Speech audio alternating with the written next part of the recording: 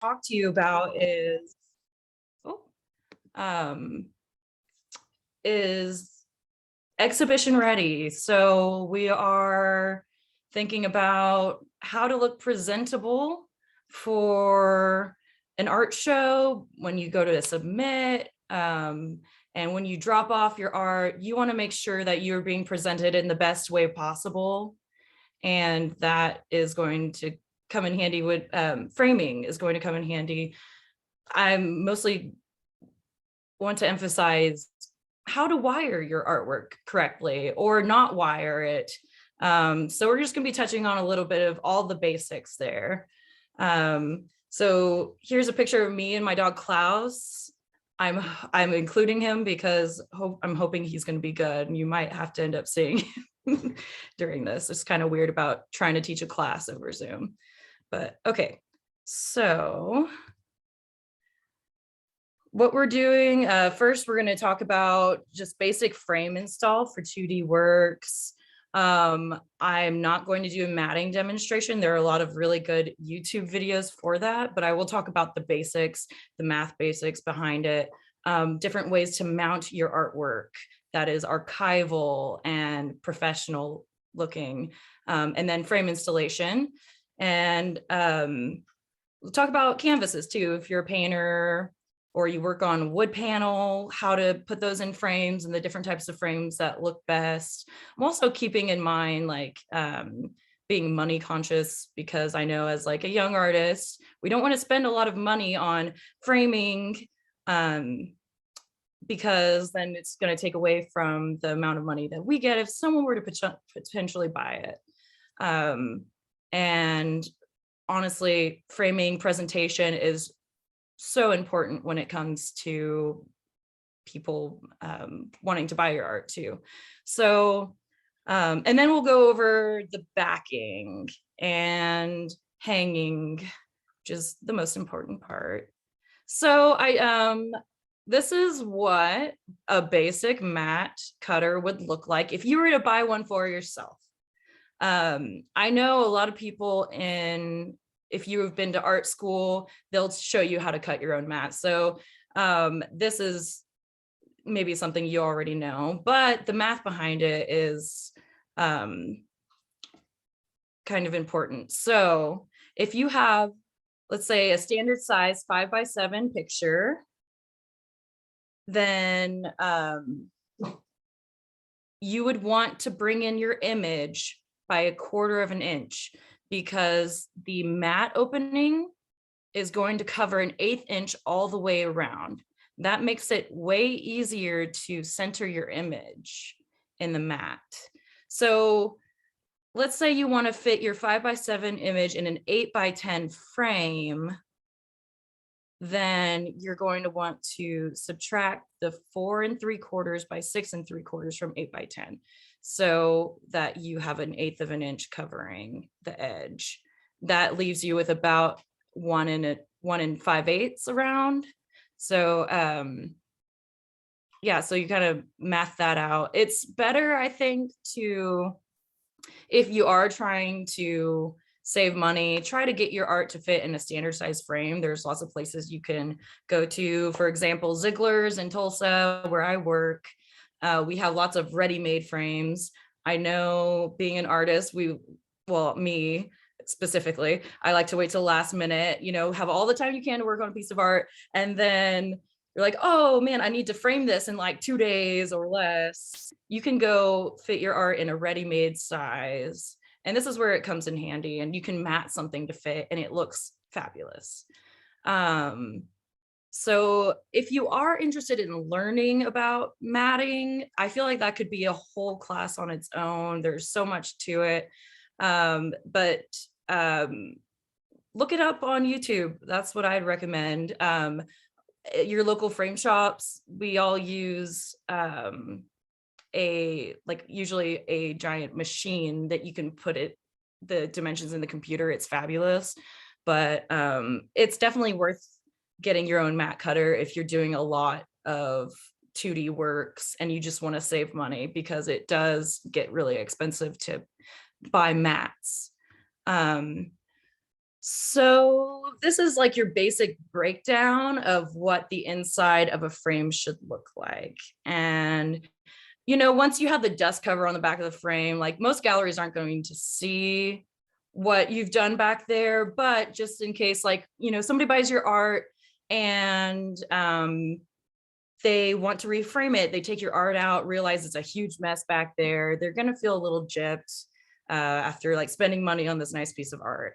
So we're going to talk about the frame, glass, how to attach the mat board to your art in a way that is not going to be damaging. And then just a few archival things that I think is important. My earring fell out. Important to know about just presentation. So on the bottom right here, I have an example of what it would be like to just use your regular artist tape. It's not super expensive. So with Works on Paper, you can just slip the piece of tape on the back there and adjust your mat on top of it, and the tape will stick to the mat. So you want the tape facing up. And that's like your most basic hinging, and it does a pretty good job if you're working on something that is a little more fragile and you're worried about the integrity of the art, making sure that if somebody were to take that off later, it's not going to rip. So that's when you go into hinging tape. So this, I would say, is the most archival way, probably the safest way you can mount your art. And I'd recommend just getting some of this tape. You can even use it just like the artist tape, where you just put a strip on the back and mount it. But so in this way, you're not putting any adhesive on the front of the artwork. This paper hinging tape is really easy to remove, but it's still strong enough to hold your art in place. So this is a good buy. And so basically you'd put a piece of tape on your art and then tape the art to the backing is what it is. And then you just center the mat on the artwork and tape it to the backing. Another great way of mounting your artwork is using mounting strips. And this is makes it to where there's no adhesive on your artwork at all. And it's actually pretty easy to install. So you would just center your artwork. Maybe you want to cut your mat first, just so you know exactly where your artwork is going to lay on the backing. And so you use these mounting strips. It's just a piece of plastic that covers the edge, and the adhesive is only on its backing board. And as far as backing board goes, you just use a piece of foam core. If you're worried about archival things, they sell it acid-free. Acid-free is going to make sure that your artwork isn't going to become discolored over time. And if you look at old pieces of artwork, if you open up a frame, you'll see there's like yellowing that occurs. It could either be like smoke damage, or that could just be the acid leaking through. Like if you were to use a piece of cardboard over time, that cardboard, the acid in it might adhere to your picture, might discolor it. So you want to be careful of that if you're looking for longevity. Okay. And then also, so there's what we use is an ATG gun. And that's great for when you want to stick your mat in place on top of your artwork. Like you would ATG the outside here just a little bit, just to adhere your mat, to make sure it doesn't slide around. And also, I'd recommend getting some of this acid-free adhesive. It's you only need a tiny bit, but it's great because it's easy to lift up, and later you could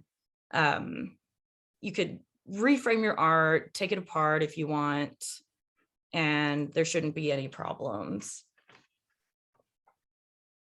So next I'm going to talk about spacers. So if you have a piece of art that is not completely 2D, like myself, I like to do like collage. And also if maybe you have a painting that's on paper, you do not want the glass directly against the painting, because the painting over time will transfer to the glass. If you ever remove it, it also, then your painting will be ruined. It'll just rip off. That goes for, needleworks and works on like things that are like somewhat 3D. Like this, you can see it's like a torn natural paper. We've got spacers between it because you don't want that glass on there. And this is what a spacer is. It's just a piece of plastic that you put between the mat board and the glass to keep it off. So if you have something really 3-dimensional, you'll want to go with a shadow box, which usually the spacers only come like 5/8 or so. That's the biggest. Well, even then, 1/2 inch is the biggest that I've seen them usually. If you do more than that, you want to shadow box it, which then instead of a piece of plastic, it would be a piece of foam core and mat board, creating the space between it. Which that's a little more complicated framing stuff, but it's good to know. You don't want to come to an exhibit and bring in let's say you do an oil painting on like a piece of paper, which I've seen before. If you have glass directly on it, that gallery is going to think like this isn't the best way to do it. And even your customers who might buy it might think, well, this isn't going to last me very long, and I'm going to have to spend money reframing it. So that's important. Keep the glass off of your more 3-dimensional artworks and off of your paintings. If it's a watercolor, you're fine to put your glass on it. So on the right, I have an example of a beveled mat versus a reverse bevel. So usually when you cut a mat, the inside window the mat will have an angle to it, and that is your bevel. And that's a great way of keeping the glass off of your art. So that just naturally does it. So if you're using pastel or charcoal or Conte or something like that, you would want to have a reverse bevel mat. And that is because your art, like your Conte or your charcoal, will eventually flake off and get on the inside of your mat board where you can see it on the bevel. Also, it's just a nice way of keeping it off the glass and presenting it in a way to where it doesn't look super messy. So if you're not matting directly around the art, top mounting is a great option. And I like to do that myself with my art. Since I like to work on paper quite a bit, like this is one of my little sketches that I ended up framing up. So since the edges are nice and clean, I decided to float the art. You can either float the art or just top mount it. So top mounting, you just use your acid-free archival tape, put it on the back of your artwork, and you can center it in your frame and just stick it on. Then you put your glass in frame, and it's a really easy way and inexpensive way to frame your art that also looks really nice and professional. If you're working on paper, I think it's great. So top mounting is awesome. If you want to float your art, I have a little demonstration, well, a little image here that shows the what it looks like behind. If you want to float your art, it's going to create a shadow behind it. So this art looks really nice with a floated look because it has that deckled edge. So you definitely don't want unless it's part of your theme or your concept, to have some messed up looking edges, just be conscious of what the edges of your paper looks like if you choose to go this route. And it's super easy. You just use your acid-free ATG, the double stick tape, and you would adhere a piece of foam core behind it, and you want to lots of room. So this one, I think I left about 3/4 of an inch around, just so that you don't see the foam core sticking out from the edge. That's really important. And that, with that, you will need the spacers we were just talking about, because the glass is going to have to be raised above it. So there's me a long time ago with a little glass example. I'm not going to go into this too much, but there are, before I worked at a frame shop, I had no idea about the different qualities of glass. You can just get a regular piece of glass, or you can spend a few more dollars. It's actually pretty affordable to get the conservation glass, which basically will keep your artwork from fading. It's going to protect it from UV rays. I think that's important. If it's something you really care about, your piece of art, and you want to make it last forever. And then on the right, we have the museum glass, which is your best clarity glass that you're going to get. And it costs a lot of money. So depending on the piece and how you want your art to be presented, museum glass is always the best, but I know it's not always the most pocket friendly way. But if you just find a ready-made frame with just regular glass in it, that's totally fine too, just for a show, try to sell it. Once you sell it, then there's always options for people to come back and reframe it however they want. But I prefer, with my own art on paper, to use some UV protective glass, just to make sure that whoever is buying my art, they're going to be taken care of and they don't have to worry about that. All right, so installing art in frames. So the best way to do this with your just regular gallery style frame is to use this point driver. And these are made specifically for framing. They're a little expensive. I think I saw one for maybe like $90, but it's worth it if you want to do your own framing. Otherwise, I don't know if anybody here is in Tulsa, you can just bring your artwork into Ziegler's, the frame shop, the local frame shop. And we don't charge to just staple something in and slap a wire on there. If it's not super busy, you could do while you wait. If there's more complex like install, then there will be an install charge. But yeah, so I don't know about your local frame shop, but that's usually something we would do for free, just staple it in there for you. And so let's say you don't want to spend money on a staple gun. What you could do is use turn buttons. And that's like what you would find on your normal backing of a photo frame, where the turn button just slides on and off. It's also great if you plan on reusing a frame, which is great for shows. Let's say you have a standard size frame and all of your art is a specific size to fit this frame. You can save so much money by reusing that frame. You can put turn buttons in there and you can switch out your art and already have a mat made. I see lots of artists do that and they love it. So then on the right here, I have metal frame install. So metal frames are super easy and super easy to do at home too. So, but all you need is the hardware. If you buy a metal frame, they hopefully should come with this, but it's these little corner pieces there, and they just screw in with a flathead screwdriver.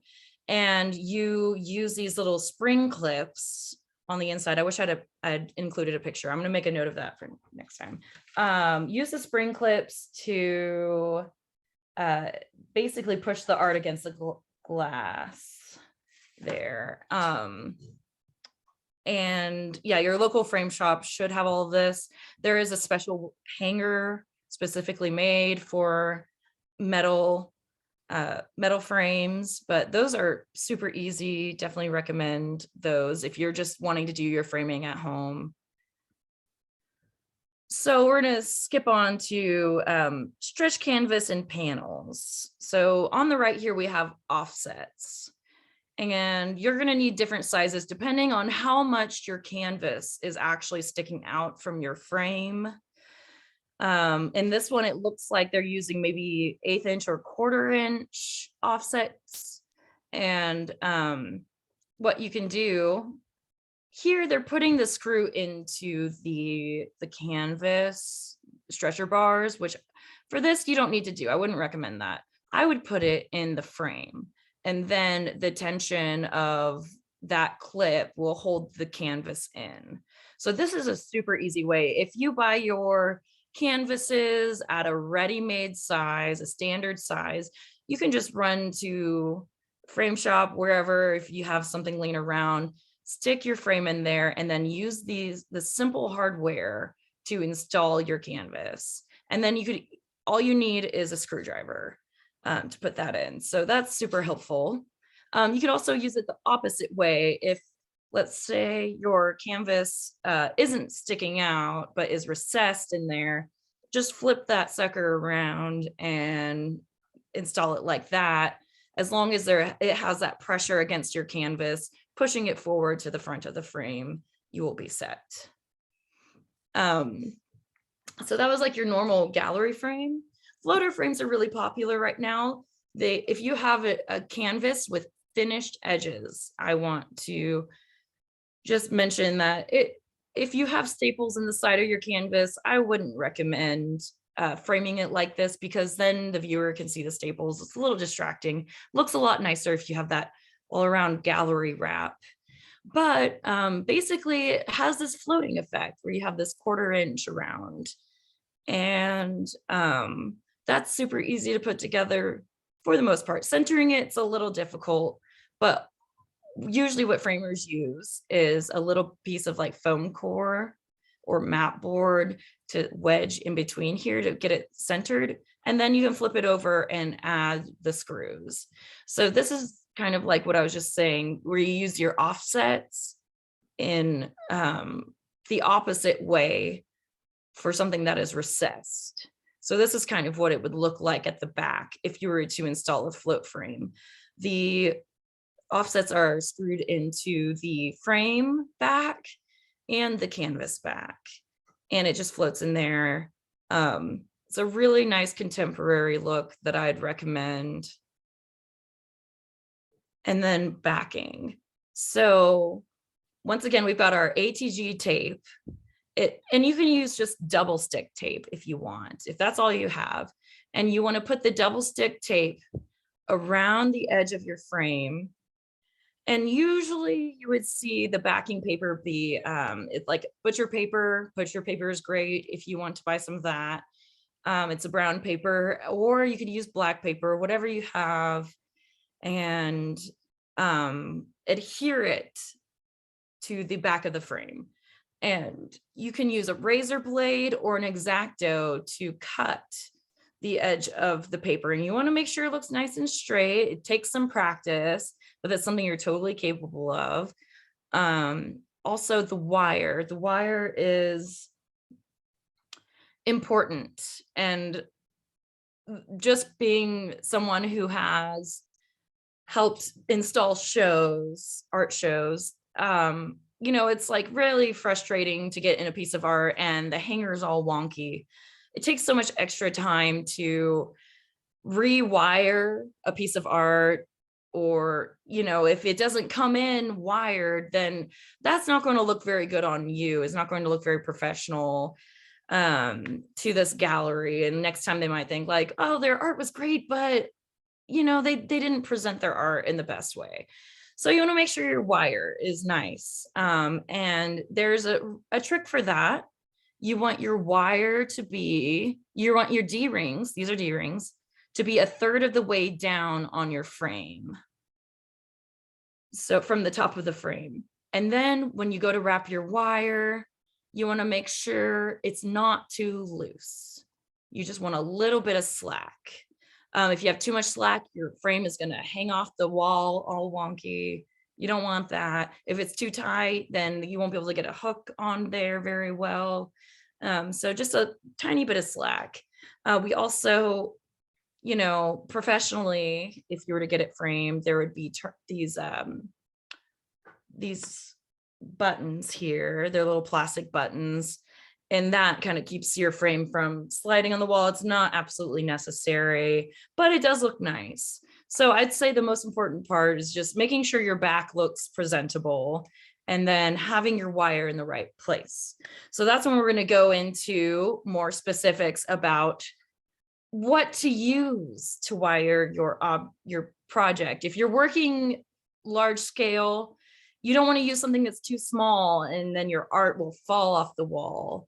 And then sometimes you don't need wire at all. If you're working large enough, you want to just skip the wire and use D-rings only and have the D-rings just set on the hooks on the wall. And I'll kind of give some examples of what that might look like if it's that big. So usually your normal D-rings with like one screw hole are going to be just fine. If you have something that's really heavy, you might consider using 2 screws or 3. And up at the top left, we've got these vertical hangers. These are great if you have a really skinny frame and these D-rings aren't going to fit on it. You can use these, screw that in there. It's really secure and you can use a wire there. But I would just, for normal exhibitions, if you have something like an 18 by 24, I'd recommend just your normal D-ring and just get familiar with that. They just screw 1/3 of the way down and then you attach your wire. So sawtooths, I don't really recommend. It's like a framer's nightmare. And also hanging them, it's hard to get them completely straight sometimes. They're not the most secure.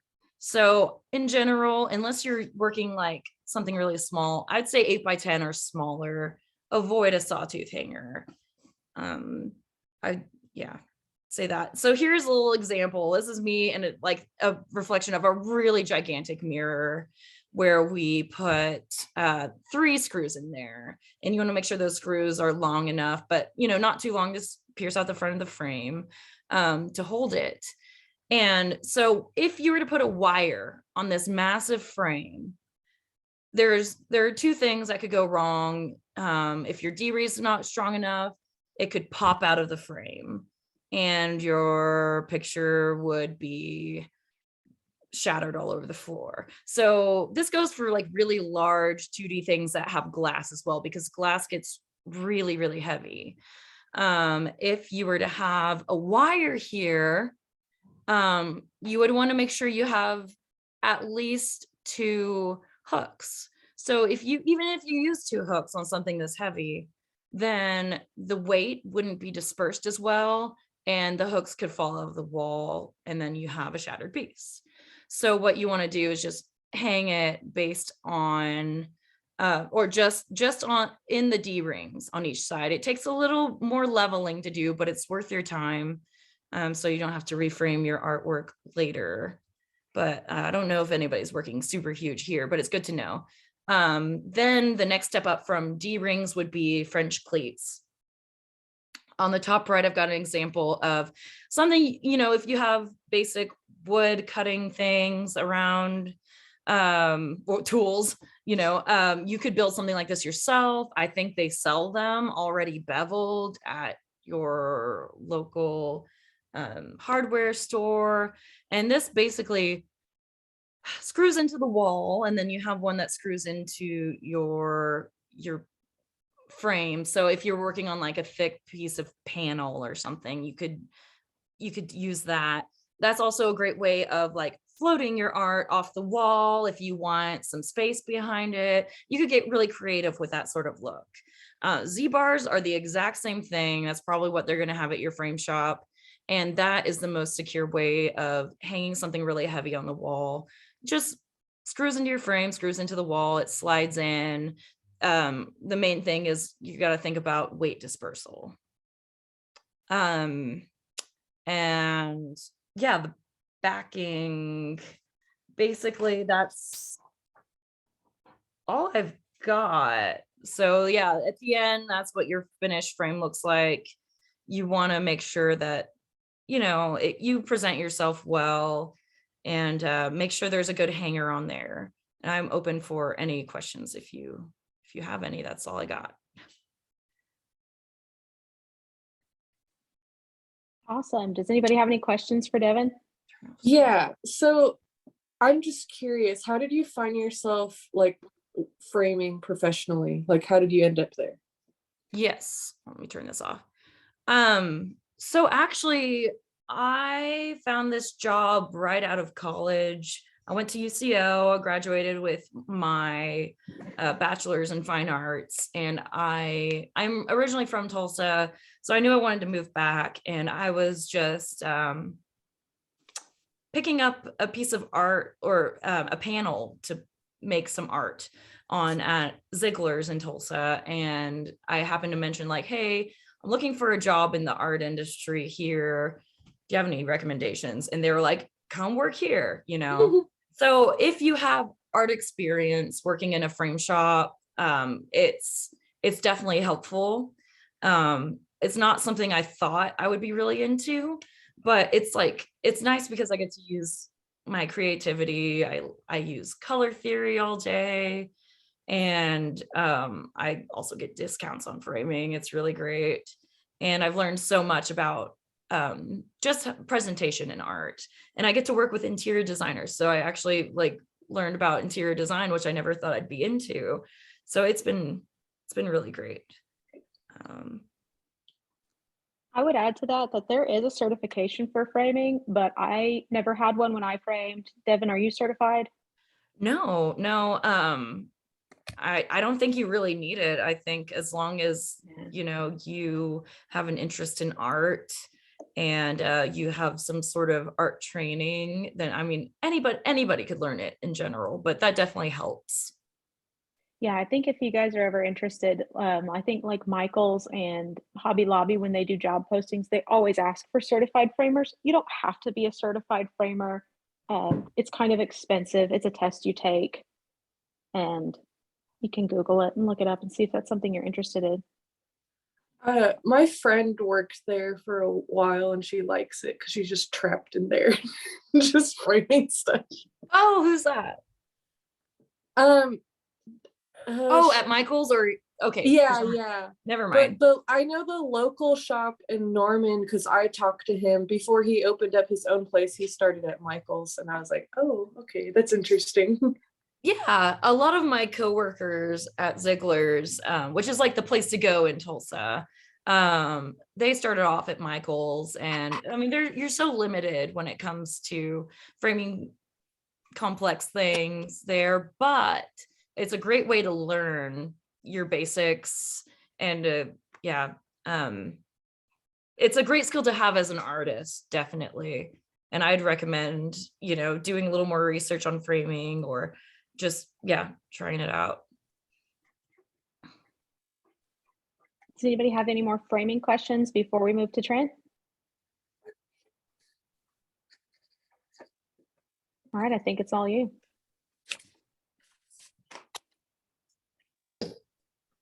Hi, I'm Trent Lawson. I'm the chief preparator at the Oklahoma City Museum of Art. Been here for about 10 years, so seen all sorts of stuff in that time period. Before that, I worked for OVAC installing the Momentum and 12x12 shows, which were typically at like empty warehouses at the time. So saw all sorts of other things in my tenure there. Yeah, I guess add to the Momentum stories. Like I guess I'm the old guy in the room. I was in the first Momentum and helped install it as a volunteer and as an employee for, a number of years. So anyway, so get going on how to prepare your work and pack it and ship it. So share I don't my want to date screen. you, but you know, Momentum is 21 this year. Yeah. Yeah. You know.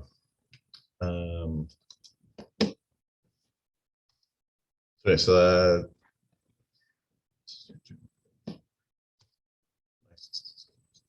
screen share.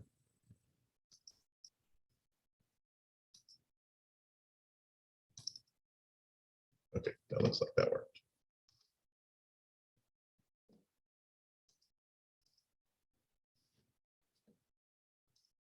Okay. So just start off, these are just some of the materials that you might be needing. There's single wall cardboard, double wall. You can buy it in triple wall also. This is blue board, which is essentially an acid-free cardboard. Of course, it's going to be a little more expensive. And then this is Coroplast, which is basically a plastic cardboard. And at any plastic shop, you can get that. I think the last time I bought some, you can get a 4 foot by 8 foot sheet of that for like $11 or $15 or something. So it's not too bad of a material. So usually you'll want to like wrap your artwork in something to help protect it and act as a dust and moisture barrier. Different versions of that. So shelf paper for like, if you're sending glass, I'll get to that in a minute. Just regular plastic sheeting that you would get in a roll. Marble seal is this shiny oil looking one. It's essentially like blocks off gassing of material. So like if you have a wood crate and you are shipping something that's really sensitive to chemical vapors, you might put this on the inside. Starts getting more specialized. Then there's Tyvek. There's a couple of different kinds of Tyvek. There's a type 10, which is heavier, kind of like more of a paper. And then there's a type 14, which is softer, more like a fabric. But it's a good material that's tear resistant and generally moisture resistant. Glassine is essentially a fancy kind of wax paper. Sometimes, like if there is like a surface, maybe like a painting that you're worried about something touching the surface, like they would use that as a barrier, because in a worst case scenario, like the glass, the waxy finish of it should remove, but in a worst case scenario, it does stick. It dissolves in water, so then that way it can kind of be removed without harming the artwork. And then Dartek is this really thin plastic that is super smooth, so it won't abrade or scratch the object generally. It's of course more expensive, and it's just super clear, so then that way it's easy to see inside in case there's any potential problems. So if you're sending a framed work that has glass or glazing,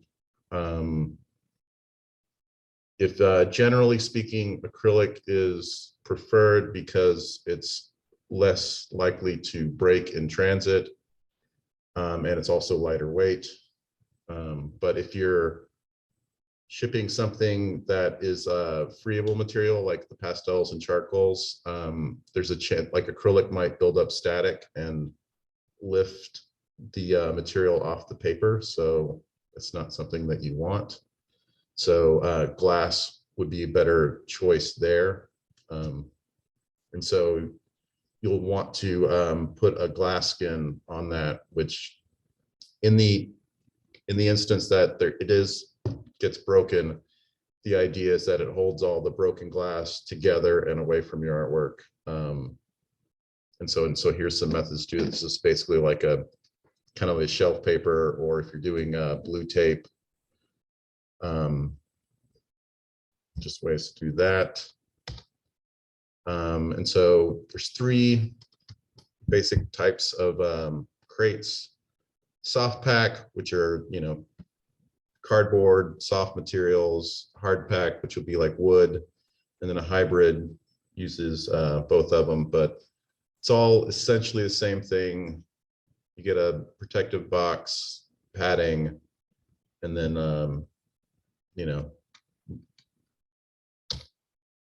so to prepare your work, usually you'll want to wrap it in plastic or something. The polite thing to do is to use colored tape on your clear plastic, so that way whoever's unpacking it can see it.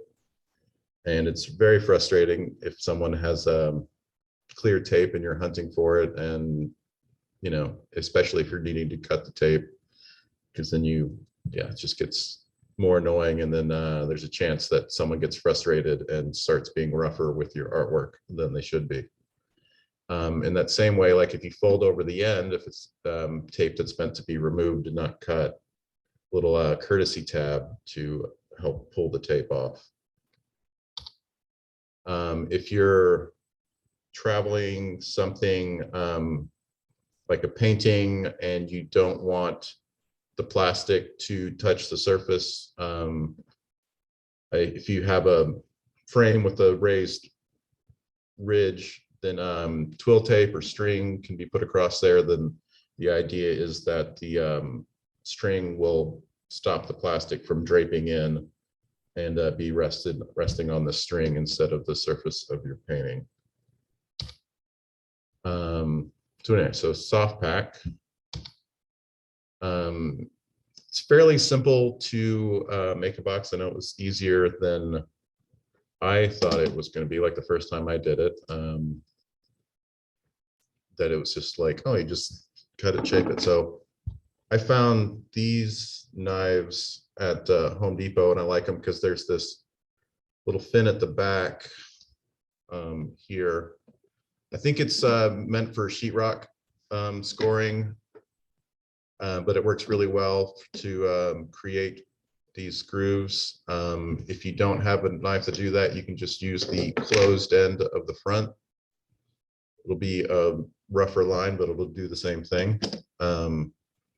So you would measure your artwork with whatever padding to get the inside shape that you need, and then just transfer it out. And so this one I was wanting to make a 12 by 15 by 2 box, and so essentially just marked it all out. This one is the half of it, because this is going to be 2 lids that are going to fold in.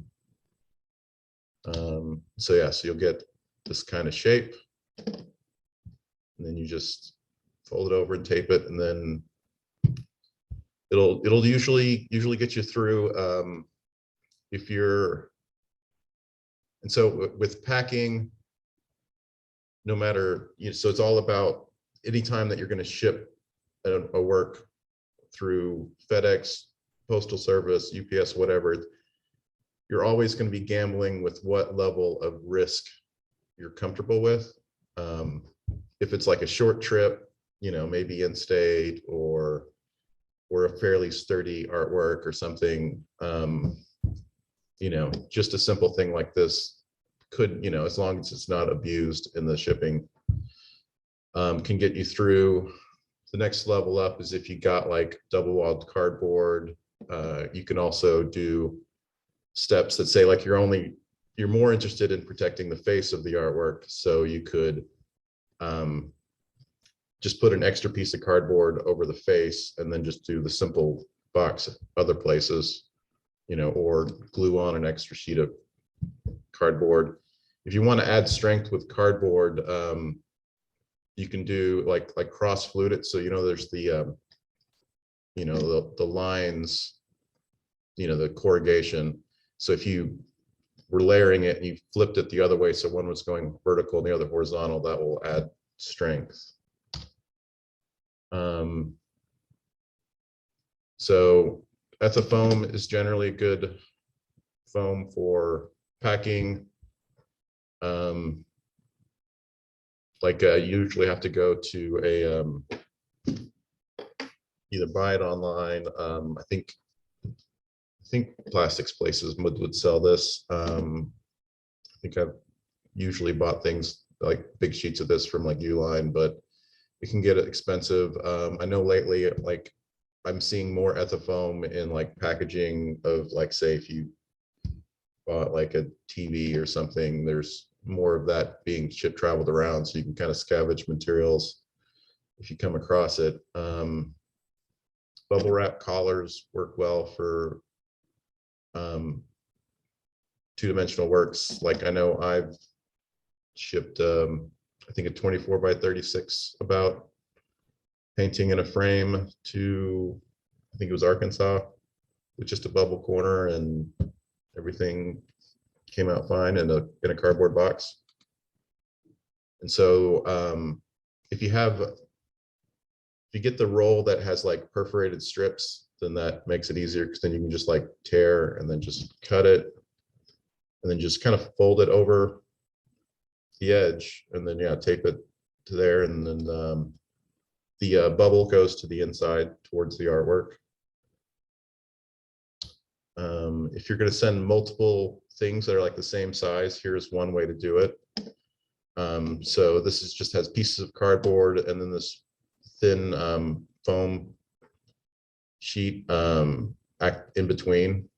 And usually, if you're doing this, you usually kind of do like a face-to-face, back-to-back, to minimize any chance of the hardware on the back of the frame rubbing or scratching the face of another frame. So here's a hard pack example. And so like this is just your basic box with the lid, foam to rest in here. And this could get you through most things if you're concerned about, like if it was on a longer trip, or if you're concerned about moisture, because if it gets dropped on like the corner, that would be kind of like the weakest link, and so could potentially break. So you can add things called battens. So essentially strips of wood that would go over that joint, that would make it stronger and also help prevent like moisture in the case it gets out in the elements. I mean, water will always defeat you, but it's a matter of how long it takes before it makes it to the inside of the box. And so the recommended, so they say like the more times water has to turn, the longer it's going to take. And so generally, if you can create this like Z joint, and so if you follow the line of the seams, it would make so that water would have to turn 3 times before it would get to the inside of the box. And so, you know, it'll take longer to get to the inside. But, you know, if it's submerged or outside in the rain for days, it'll get in eventually. So here's just, well, no, I'm not sure if this is in the handouts or not, but we'll make this PowerPoint available. So this is just different ways of doing corners, and some points here on like whether they're stronger or weaker. I envision these kind of diagrams to be like, maybe it's 5 years from now before you're ever thinking of building a crate, and so then hopefully you still have this and we'll reference it as you begin to solve the problems. So yeah, so here's a standard kind of crate configuration, little feet to help it move, 1, to get it out of moisture, 2, if someone's going to lift it with a dolly, they can put the foot there and lift it. If you were thinking it was going to move with the pallet jack, you can make that little foot a little wider so a pallet jack can slide under. Just different ways to do that, and then considering whoever's handling it. So if it needs, like, if it's heavy, it needs a handle, adding things like that to make whoever's on the back end their job a little easier. Here's another diagram of, you know, good, like if you had like metal plates and bolts, and the way this place uses like 1/2 inch plywood and then these battens, and these are diagrams for if your crate is like larger than you can get a 4x8 sheet of material. So here's places that, you know, where to put the seams to, you know, not weaken the strength of the lid. So this is what basically like a foam core box design for something lightweight.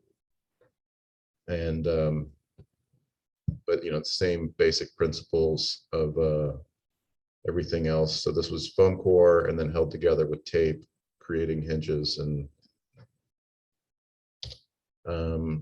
so if you're doing like an awkward shape and you need to travel it, this is one way to do that. So essentially make a cardboard tray and then cut these tabs out. And this is foam called Volara, just a really soft, non-abrasive foam. And thing to keep in mind, so like this tape that is going across, it's not just going across the front, it'll make a loop all the way around. And then if the tape is sticking to itself, it'll be stronger than the tape sticking to the cardboard.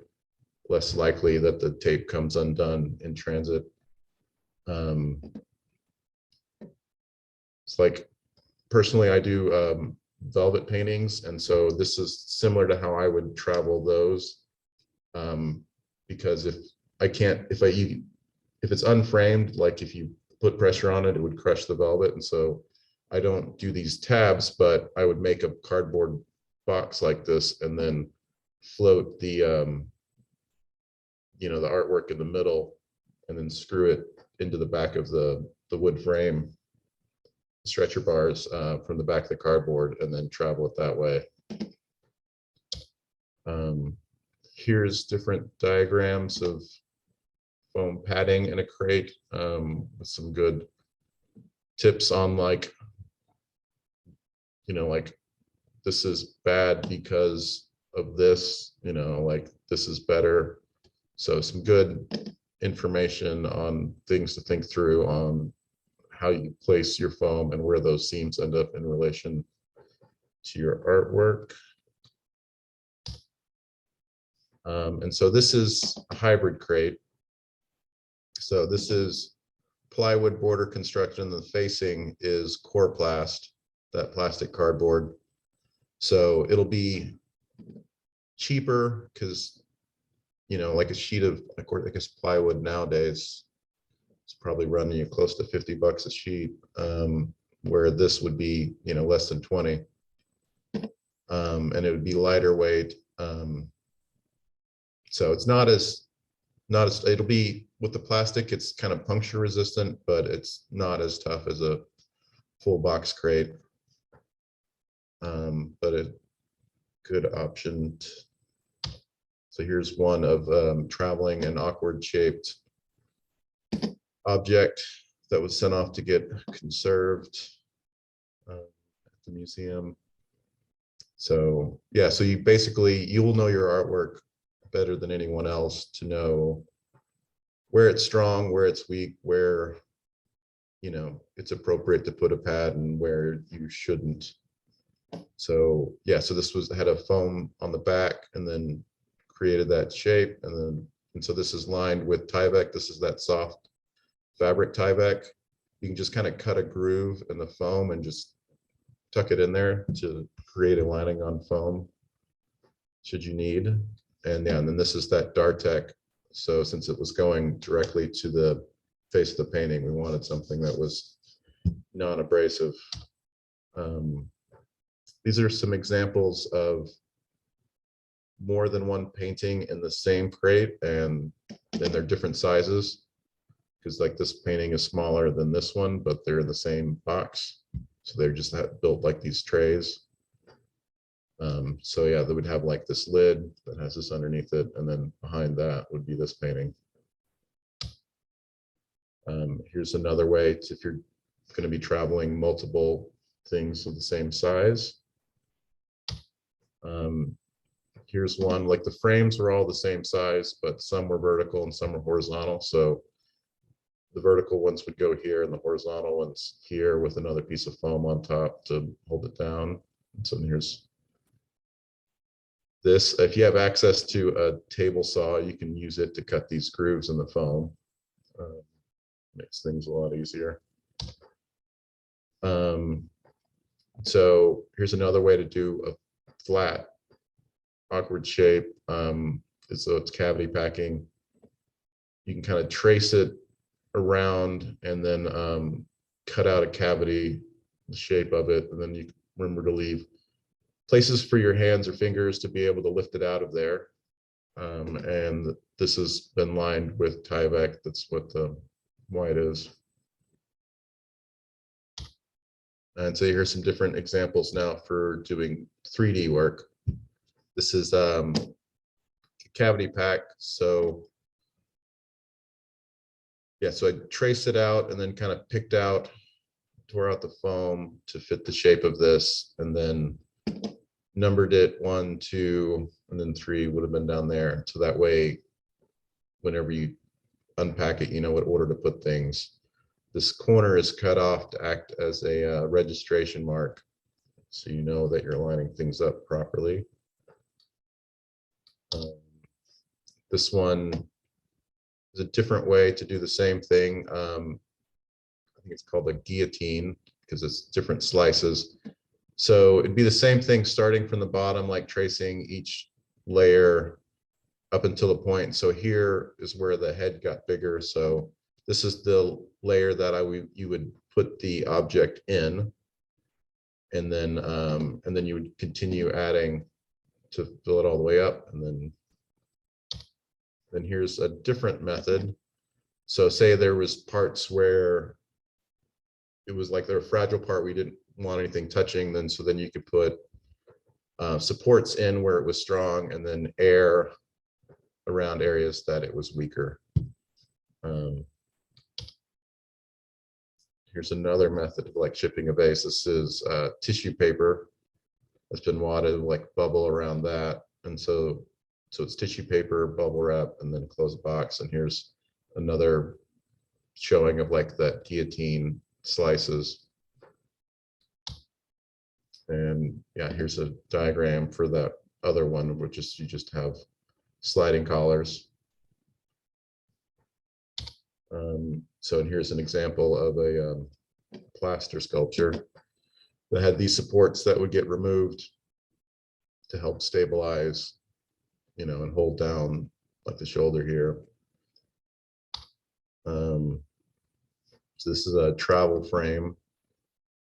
So it only has like basic structure and support, and then adding in, and you can line it with plastic, generally more designed for storage or maybe like travel with more experienced handlers, like if you're doing a dedicated art transit company.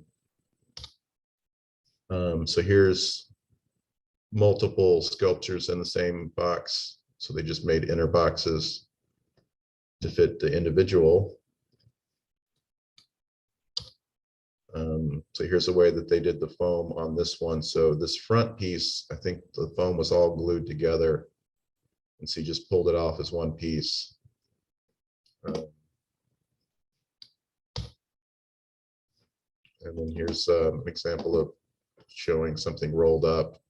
You would have a cardboard tube that you would roll it on, usually like a liner, like soft Tyvek or something, as you roll it up. So then that way the surface of your painting isn't going to accidentally stick to anything.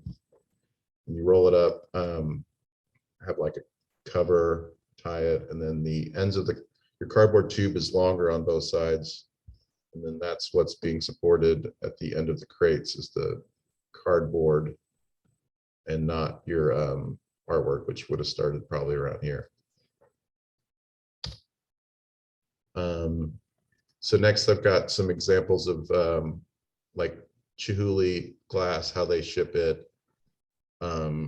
Because all the Chihuly packaging that I've ever seen is always in a cardboard box with these rope handles like this. And so it's always double wall cardboard with these rope handles.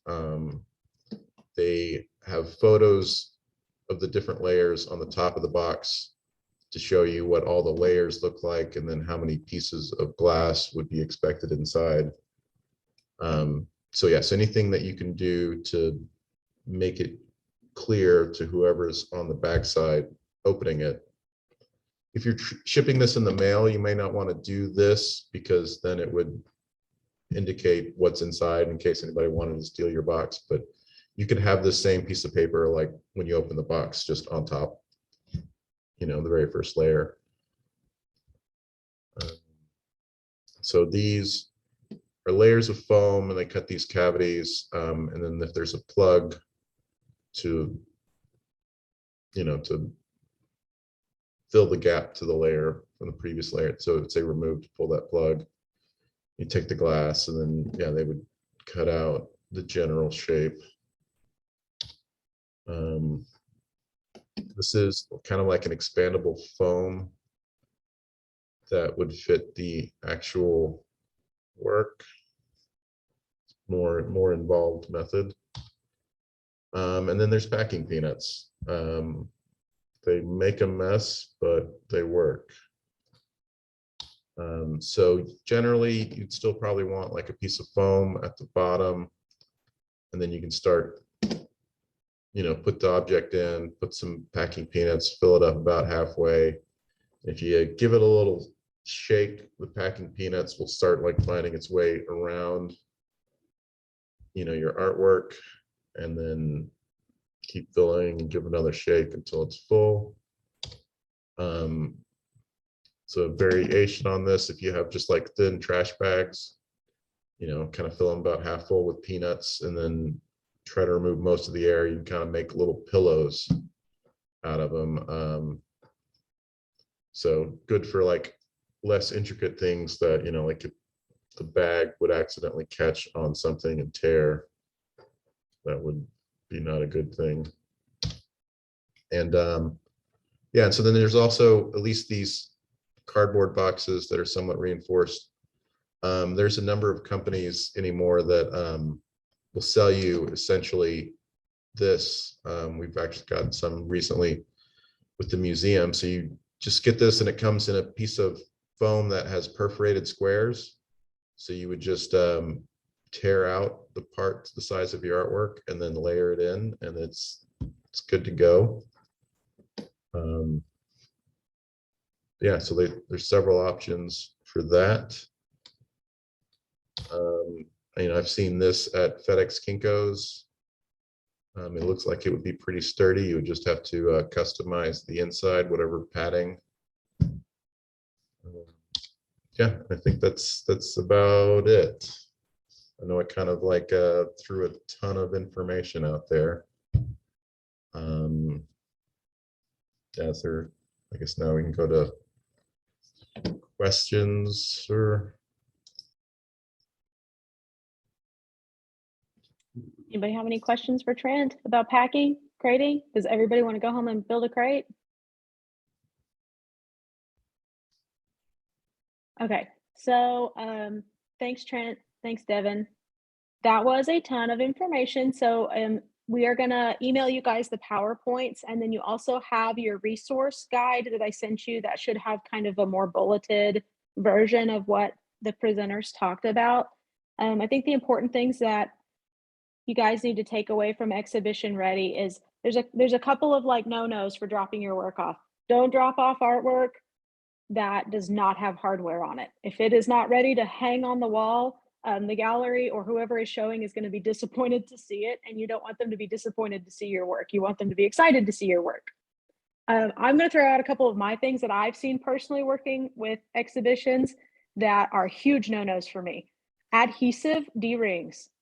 I will never hang something with a D-ring that has been hot glued on, or a D-ring that is like a command strip. I will never hang an adhesive D-ring or any kind of adhesive hanger because when the humidity fluctuates, you never know when you're going to walk in one day and it's going to be on the floor. So adhesive is not your friend when it comes to the longevity of stuff hanging on the wall. The sawtooths, like Devin said, those are going to be a huge no-no for the longevity of things hanging on the wall. The goal when you are exhibiting your work, protection from the audience and protection to your artwork. That is the job of the exhibition display, is to keep those things compatible with one another and safe to one another. If you have a 40-pound mirror that you're hanging up, it is not allowed to fall on somebody and shatter and cut them or break their foot. Likewise, you don't want your work to fall off the wall and shatter and break somebody's foot, because then you don't have artwork. So that's the thing that you guys should always be thinking about when you exhibit is this safe for the audience, and is it safe for the artwork, and is it ready to go? If you're doing 3D work, we didn't talk a lot about prep for 3D work. That's going to include a mount most of the time, unless you're exhibiting at a museum where they can maybe create a mount for you. Your mount making solutions are yours. You created your work, you know how your work works. And so if it needs a foot, if it needs like a little support bar that goes in the back that keeps it from being wobbly, then you need to figure out how to do that before you get to your exhibiting venue. Because once you get there, if you go to set something down and it's real perilous, then that's infringing on the safety of audience, safety of artwork thing. So you guys can buy really great products. I think Devin and Trent put together some really good resources for you for products. Museum wax is one that we didn't have listed that I would highly recommend. It's real cheap. And beeswax in a pinch will usually work just fine. Those are things that you can get. And if anybody has any questions, specific questions, feel free to ask. I'm going to leave the next kind of 15 minutes open for you guys to ask questions.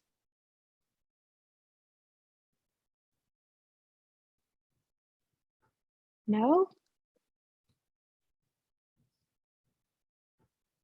All right, well, because I know that I have a couple of momentum artists, I want to point some things out just because I know that you guys don't have as much exhibiting experience.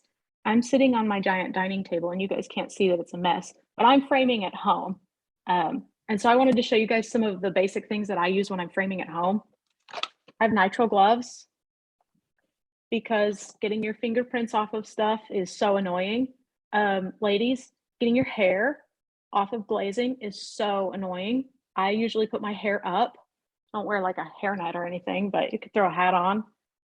I'm a big fan of photo corners for things that I know aren't going to stay in the frame. If I'm exhibiting them and then they're coming off exhibit and I'm going to reuse that frame, I always use a photo corner, or like Devin was talking about, an archival strip. But that's for things like this. I'm doing this for my dad and he wants to rotate them out.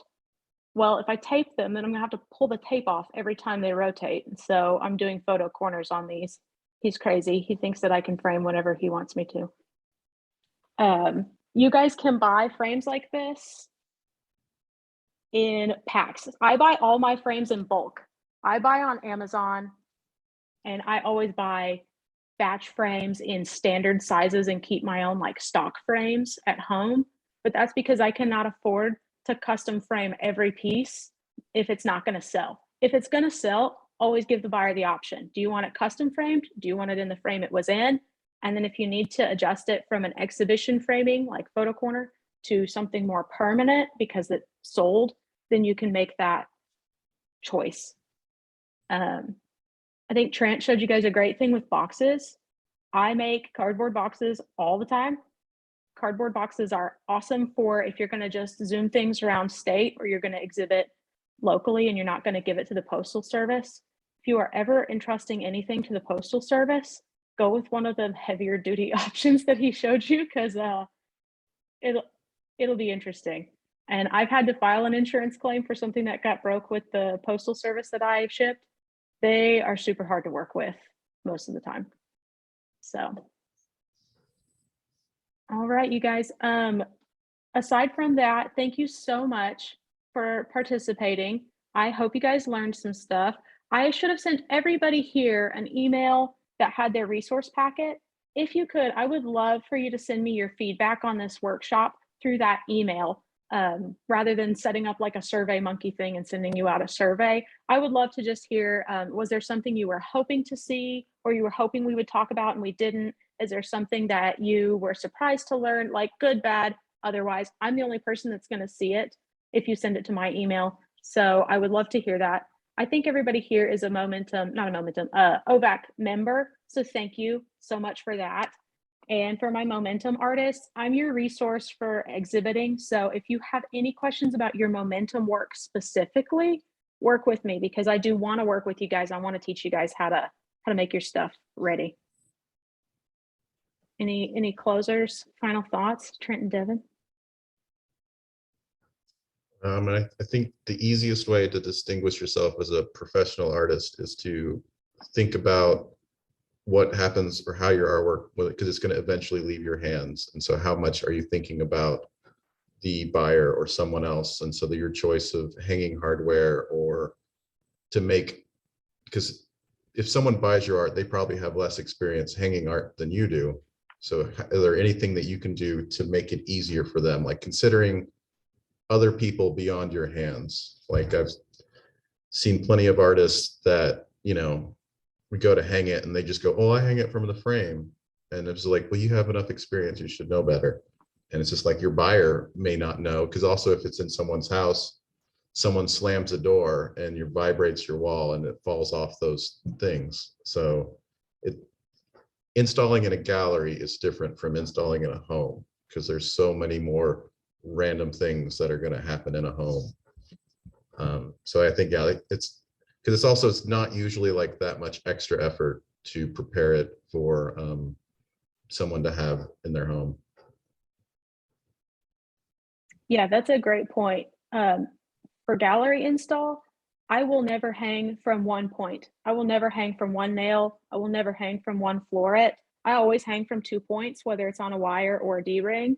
So if you guys are thinking gallery minded, it is not like hanging in your house. All these things behind me that I framed and hung up, they're hanging on one dinky little nail because it's my house. And if it falls off, I'll fix it.